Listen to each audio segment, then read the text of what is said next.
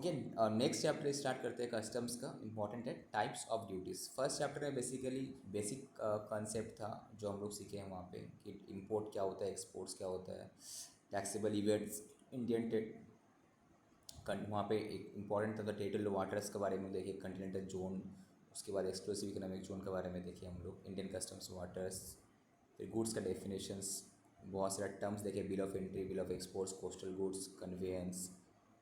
ठीक है, नेक्स्ट हम लोग देखा था transit of goods, transhipment of goods क्या होता है, उसमें दोनों डिफरेंसेस क्या है, री इम्पोर्टेशन ऑफ गुड्स क्या, कस्टम ड्यूटी कौन कौन से केसेस में नॉट लेविएबल है, जैसे कि पिलफरेज वाला गुड्स में, रेलिंकेशन ऑफ टाइटल वाला में, रेमिशन ऑफ ड्यूटी वाला, वो सब हम लोग अलग से वहाँ पे देखे, राइट।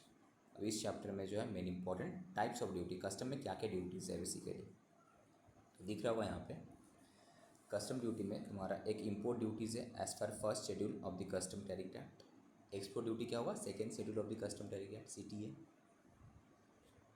कस्टम्स में क्या क्या है तुम्हारा, BCD है, basic custom duty, basic custom duty, protective duty, safeguard duty, countervailing duty, anti dumping duty, उसमें GST भी है तुम्हारा, GST कंपनसेशन सेस भी है, ये GST भी है तुम्हारा इस पर, ठीक है। तो ये करके देखते हैं tax point. Apart from that social, इसको छोड़ के सोशल वेलफेयर सरचार्ज कितना percent, at the rate 10% of the total custom duties excluding few कुछ छोड़ के is also applicable on imported goods. यहाँ पे सोशल वेलफेयर सरचार्ज लगता है, SWS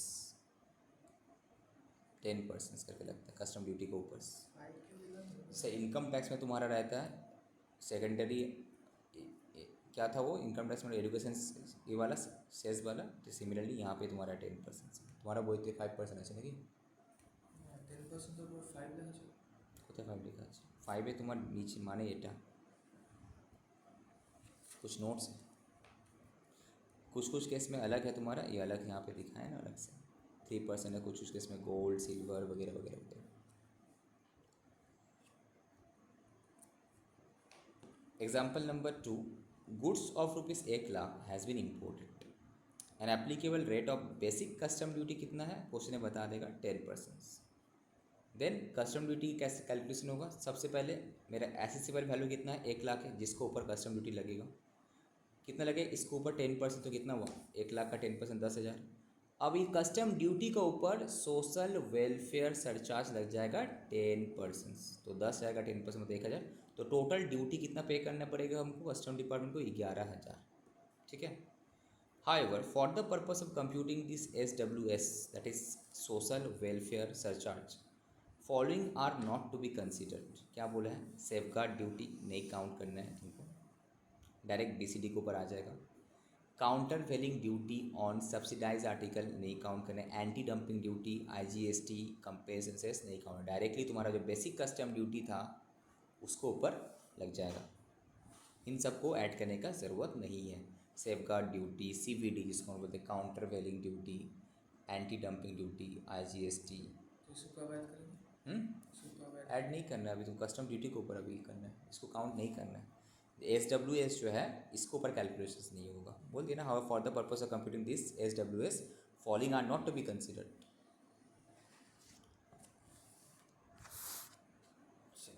Similarly, government impose certain surcharge on cess or cess on specific goods from time to time। Example road and infrastructure cess लगाता है, motor speed, इस सब में अलग अलग cess government time to time लगाता है। अब बेसिक कस्टम ड्यूटी के बारे में करते हैं, what is BCD sir, basic custom duty होता क्या है, section 12 of the custom act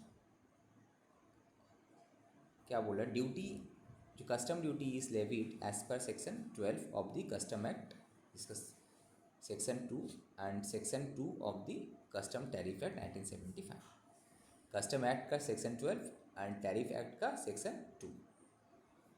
it provides the rate at which duties of custom shall B charge. First schedule to the custom tariff act enlist करता है goods को which are liable to duty on importation, on import पे, वैरा second schedule क्या बोलता है, enlist करता है goods को which are liable to duty on exportations, right। So the duty charged by this system may be specific duty, that is duty based on measure like quintal metre etcetera, और on ad valorem that is value based भी हो सकता है.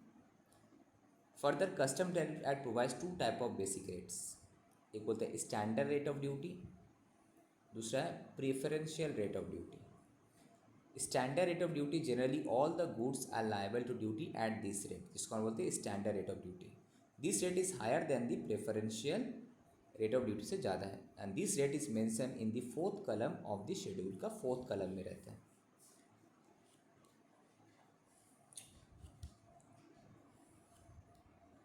ये सब theory है. Main portion जहाँ पे पढ़ने का बता देंगे, एक बार के लिए जैसे रीड कर लेना, क्वेश्चन नहीं आते यहाँ से. But the goods are imported from notified preferential area से तुम्हारा गुड्स इंपोर्ट कर रहा होगा, तब जाके preferential rate of duty is applicable.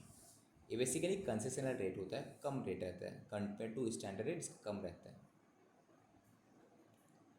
Okay, imported. अब आईजीएसटी की बात कर रहे हैं तो बीसीडी बेसिकली क्या है कि स्टैंडर्ड रेट ऑफ ड्यूटी है, कॉमन रहता है सबके लिए बीसीडी.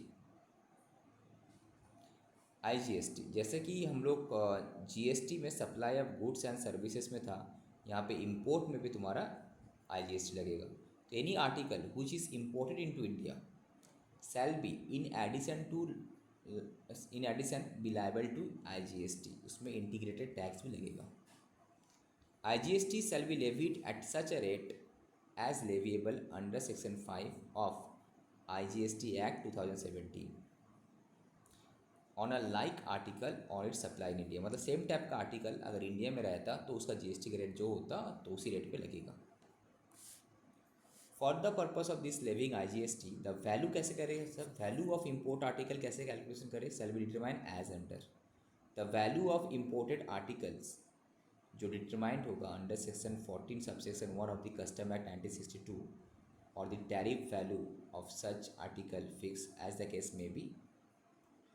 इस वैल्यू के ऊपर लगेगा आईजीएसटी, या फिर any duty of customs chargeable on that, ये भी इस काउंट होगा. Any sums chargeable on that article under any law for the timing, वो भी तुम्हारा ऐड होगा. लाइक कोई अगर ड्यूटीज और एंटी डंपिंग ड्यूटी वगैरह सेफगार्ड ड्यूटी है तो वो भी तुम्हारा उसमें ऐड होगा. But it does not include this IGST and compensation cess नहीं है. इसका मतलब क्या होगा, बेसिक कस्टम ड्यूटी जो क्या होगा, अभी नीचे एग्जांपल दिया है, उसमें तुम्हारा कस्टम्स जो सामान का वैल्यू एक्चुअल वैल्यू आएगा, उसमें कस्टम्स ड्यूटी जो लगने का लगेगा, उसके ऊपर तुम्हारा IGST लगेगा, जो यहाँ पे इस एग्जांपल से हम लोग को समझ में आ जाएगा क्लियर. तो IGST किस में लगता है, इम्पोर्ट में लगता है तुम्हारा in addition to customs duty. Suppose एक गुड्स है 1,00,000 रुपये का, इम्पोर्ट किया है and it is and the applicable rate of basic custom duty कितना है, 10% है. And on such goods India में आईजीएसटी कितना 18% है. तो क्या होगा, पहले ये जो एसेसेबल वैल्यू है 1,00,000, इसके ऊपर पहले कस्टम ड्यूटी लगेगा, सरचार्ज भी लगेगा, लगा. अब टोटल करो, वैल्यू फॉर कंप्यूटिंग आईजीएसटी क्या है, तीनों ऐड होगा तुम्हारा. ऑल टैक्सेस ड्यूटी बोला ना यहाँ पे, तब लाइन क्या था, the value of imported article जो है वो तो आएगा, plus any duties of customs जो है वो ऐड होगा. एनी सम चार्जेबल, ठीक है, लाइक एनी ड्यूटी वगैरह वो भी तुम्हारा ऐड होगा. उसके ऊपर अल्टीमेटली आईजीएसटी आएगा. फिर तो ये जो 1,11,000 है उसके ऊपर 18% तुम्हारा आईजीएसटी ऐड होगा. तो टोटल ड्यूटी पे कितना है, वो तो पेमेंट करना ही है. ये जो तुम्हारा था 10 + 1 11 प्लस 19,980, ये भी पेमेंट करना है. ये सब तीनों मिला के अल्टीमेटली कस्टम डिपार्टमेंट को पेमेंट करना है.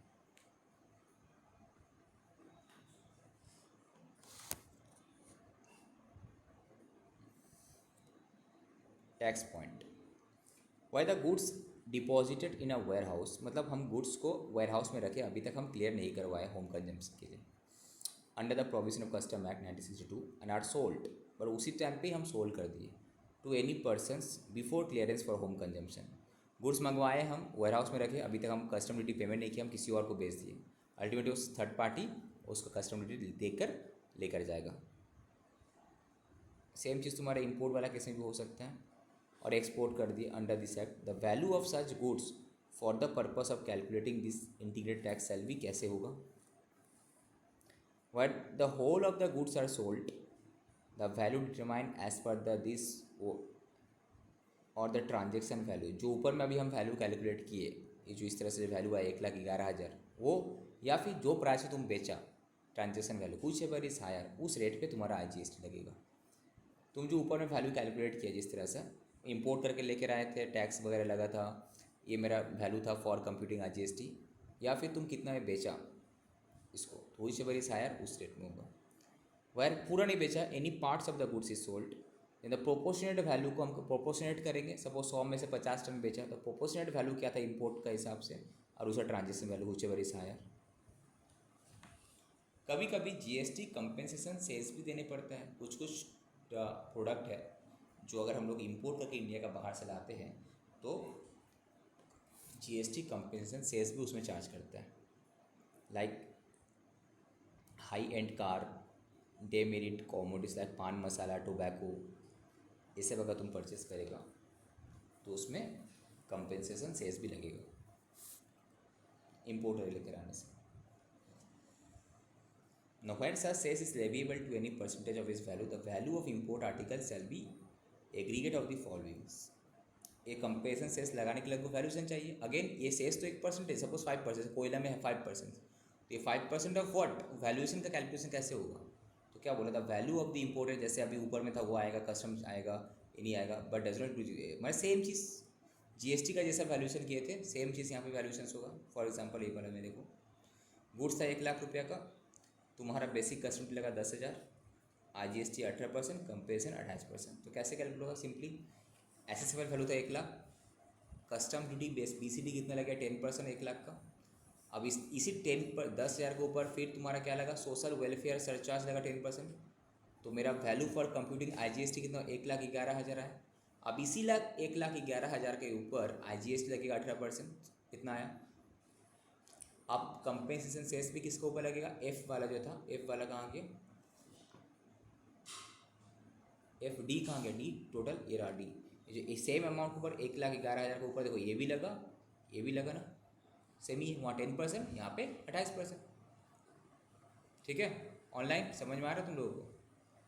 ये 28 किसके ऊपर लगा, 1,11,000 1,11,000 के ऊपर, उसका टोटल के ऊपर नहीं आएगा, IGST के ऊपर नहीं आएगा। 1,11,000 बिफोर GST। ठीक है, आज यहीं पे ख़त्म एंड करते हैं, कल फिर यहाँ से करेंगे प्रोडक्टिव ड्यूटीज़ से हम लोग यहाँ पे कराएंगे।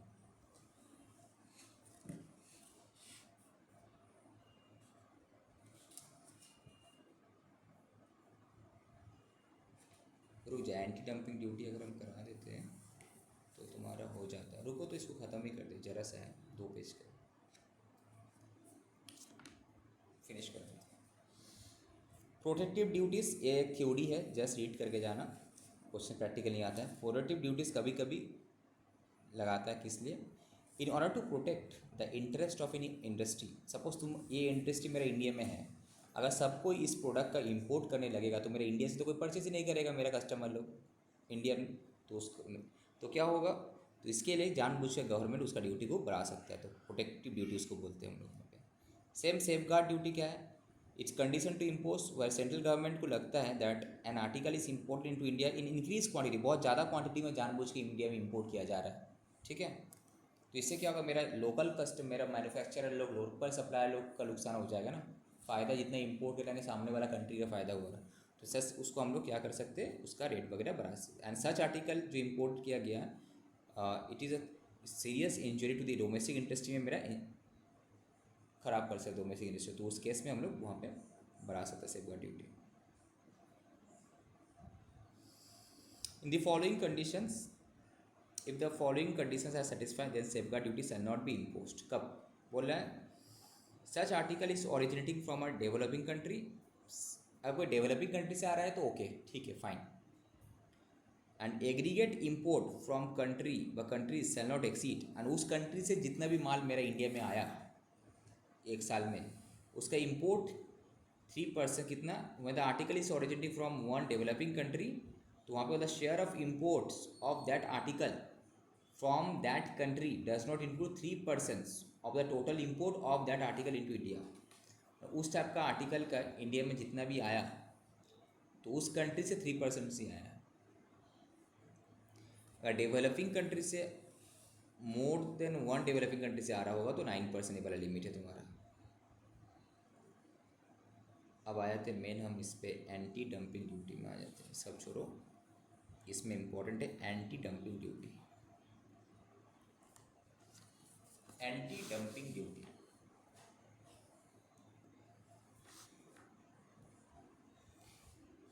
dumping what is said to occur when the goods are exported by a country to another country at a price lower than its normal value. Suppose China एक प्रोडक्ट अपना कंट्री में बेचता है 100 रुपये में, बट सर इंडिया में जब एक वो एक्सपोर्ट कर रहा है 90 रुपये में कर रहा है, जानबूझ के इंडियन मार्केट को डिस्टर्ब करने के लिए, ठीक है। तो इस केस में तो मेरा इंडियन डोमेस्टिक मार्केट में नुकसान हो जाएगा ना, this is called anti dumping. तो यहाँ पे इस तरह का सिचुएशन ना आए। कोई भी कंट्री अगर अपना प्रोडक्ट अपना कंट्री में जो दाम में बेच रहा उससे कम दाम में अगर एक्सपोर्ट करता है तो वो सिनेरियो एंड डंपिंग वर्ड वहाँ पे हम लोग बोलते हैं। डंपिंग कब होगा? When goods are exported by a country to another country at a lower rate than its normal value, right, उसको लोग डंपिंग बोलते हैं। This is an unfair trade practice. का मतलब ये तो सर सही नहीं है, अनफेयर ट्रेड प्रैक्टिस है which can have a distortive effect on the international trade पे। So anti dumping is a measure to rectify the situation arising out of the dumping of the goods, ठीक है, goods का dumping and its trade distortive effect. Thus, the purpose of anti-dumping duty is to rectify the trade distortive effect of dumping. So, the use of anti-dumping measure as an instrument of the fair competition is permitted by WTO. In fact, anti-dumping is an instrument for ensuring fair trade, and is not a measure of protection and not for the domestic industry. It provides relief to the domestic industry against injury caused by dumping. हाँ कि नहीं? अगर suppose कोई अगर suppose कोई exporter India में सस्ता में सब प्रोडक्ट बेचने लगे, तब तो मेरा डोमेस्टिक इंडस्ट्री का नुकसान हो जाएगा। फिर इस टाइप का सिचुएशन ना आए। सस्ता है बेचो, बट एटलीस्ट जो प्रोडक्ट तुम अपना कंट्री में जो रेट में उससे तो कम में मत बेचो तुम। That is called dumping. Condition क्या है इम्पोज करने का? एंटी डंपिंग ड्यूटी गवर्नमेंट कब इम्पोज करेगा? अगर कोई भी article is exported by an exporter या producer from any country to India as less than is normal value, दूसरा इसको इम्पोर्ट किया होगा तब। क्वांटम कितना होगा सर? एंटी डंपिंग कितना लगाएंगे? मैक्सिमम ड्यूटी कितना लगेगा? बोला सेंट्रल मैक्सिमम मार्जिन का normal value less export price. उस कंट्री में क्या नॉर्मल प्राइस था? सपोज उस कंट्री में नॉर्मल प्राइस था $100, अब तुम्हें एक्सपोर्ट करा 80, तो $20 जो डिफरेंस है हम उस $20 को एंटी डंपिंग मार्जिन और डंपिंग उतना हम चार्ज कर सकते हैं।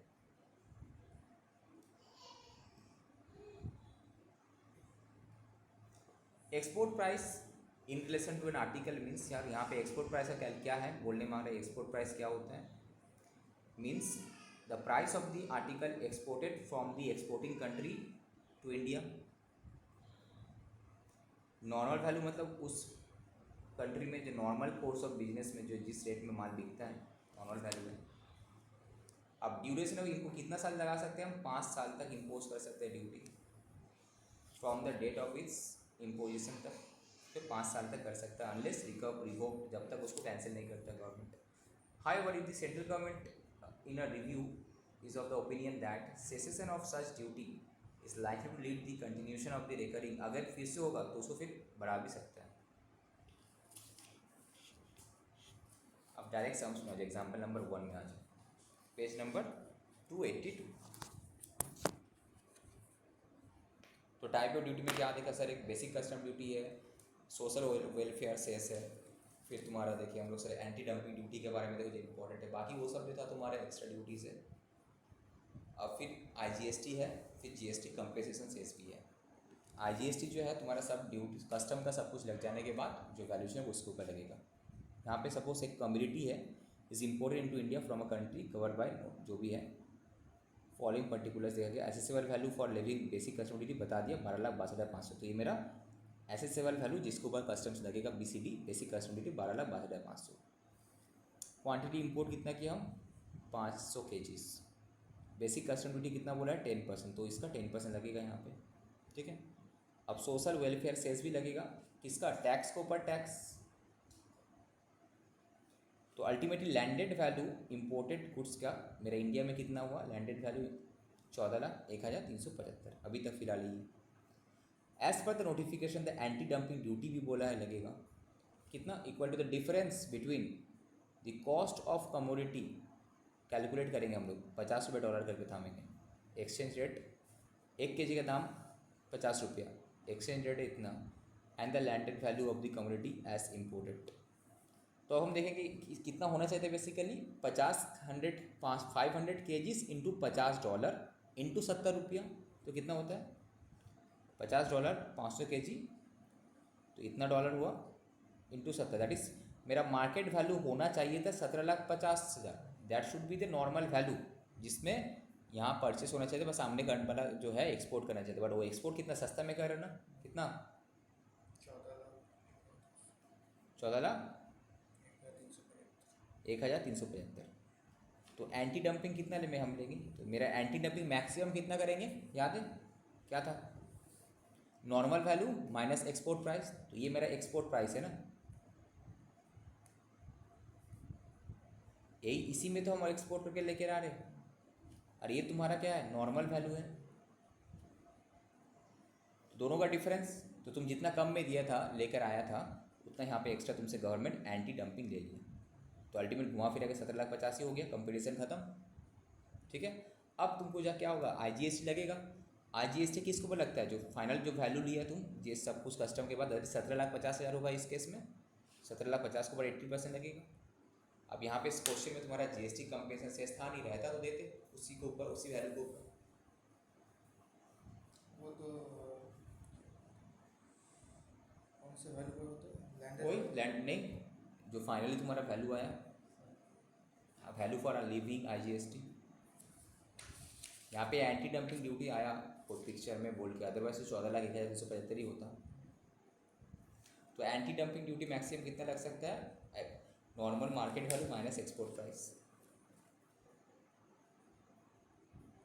चलो ये सब थ्योरी है, उसको रेट कर लेना, नेक्स्ट क्लास में हम लोग वैल्यूएशन रूल से यहाँ पे कराएंगे, ठीक है। ये 2 चैप्टर जो आज हम कराए अच्छे से पढ़ लेना सब, हम इसका यूट्यूब में वीडियो अपलोड कर देंगे, ये जो है वेरी वेरी इंपॉर्टेंट है वैल्यूएशन रूल्स, ठीक है। ये लास्ट कल कराएंगे हम लोग।